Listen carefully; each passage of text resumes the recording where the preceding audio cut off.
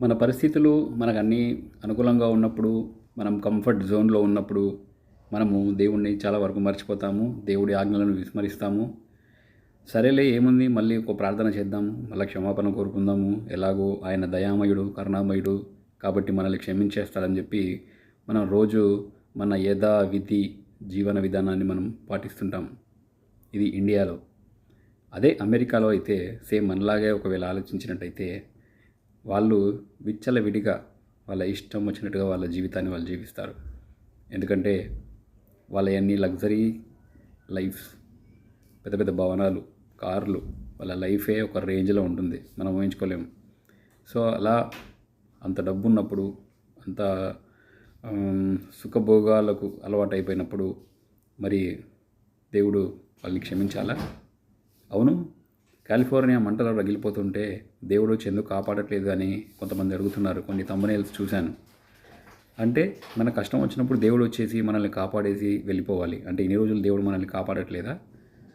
So మన ఆలోచన విధానం ఎలా ఉందంటే సంకుచితమైన భావాలతోని మనము నింపేసుకున్నాము. మన కష్టం వచ్చినప్పుడు దేవుడు రావాలి, మనల్ని కాపాడాలి. అంతేగాని మనం దేవుడు చెప్పిన ఆజ్ఞల్ని మాత్రం నిత్యము ఒకదాని తర్వాత ఒకటి, ఒకదాని తర్వాత ఒకటి విస్మరిస్తూనే మన సుఖమయమైన కంఫర్టబుల్ లైఫ్ని జీవించడానికే కోరుకుంటాం.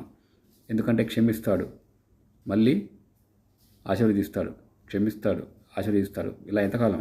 ఎప్పటి వరకు మిమ్మల్ని క్షమించాలి? మీరు బైబిల్ చదవలేదా? సొదొమ గొమొర్రాలో ఏం జరిగింది? క్షమించాడు, అయినా పాపం పునరావృతం అవుతూనే ఉంది.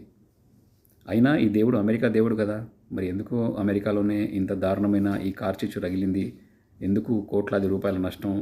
పెద్ద పెద్ద సెలబ్రిటీలు, హాలీవుడ్ స్థాయి యూనివర్సల్ స్టూడియోలు ఇవన్నీ మూసుకుపోవడం, కాలిపోవడం, దగ్ధమైపోవడం మరి ఎందుకు జరుగుతున్నాయి? మరి అమెరికా దేవుడే కదా. అంటే ఇప్పుడైనా చాలామందికి మతోన్మాదులకు అర్థమై ఉండాలి, ఆయన కేవలం అమెరికాకి, ఇజ్రాయెల్కి మాత్రమే దేవుడు కాదని ఈ పాటికే తెలిసి ఉండాలి. తెలిసినా మీరు అది ఒప్పుకోవడానికి చాలా ఇబ్బంది పడతారు. ఎందుకంటే మీరు ఒక ఉన్మాదంలో కూరుకుపోయారు. దానిలోంచి బయటికి రావాలంటే చాలా కష్టం. ఎందుకంటే మీ జీవనం వాటి మీదే ఆధారపడి ఉంటుంది, బ్రతుకుదేరు వాటి మీదే ఆధారపడి ఉంటుంది. కాబట్టి మీరు దాన్ని ఒప్పుకోరు. సో దీన్ని బట్టి మీకు అర్థమైంది ఏంటంటే సమస్త సృష్టికర్త ఒక్కడే, ఈ సమస్తాన్ని సృష్టించిన దేవుడు ఒక్కడే, అతనే యేసుక్రీస్తు. ఎస్, అమెరికాలో ఎక్కువ మంది క్రైస్తవులు ఉంటారు కాబట్టి మీరు అలా అనుకుని ఉంటారు. మరి దేవుడు ఎందుకు అక్కడ ఆ రకమైన ఒక ఇదిని అక్కడ క్రియేట్ చేశాడంటే తప్పు ఎక్కడ జరిగినా దేవుడు ఆయన ఎన్నిసార్లు క్షమించాలో క్షమిస్తాడు, తర్వాత ఆయన ప్రతాపం చూపిస్తాడు.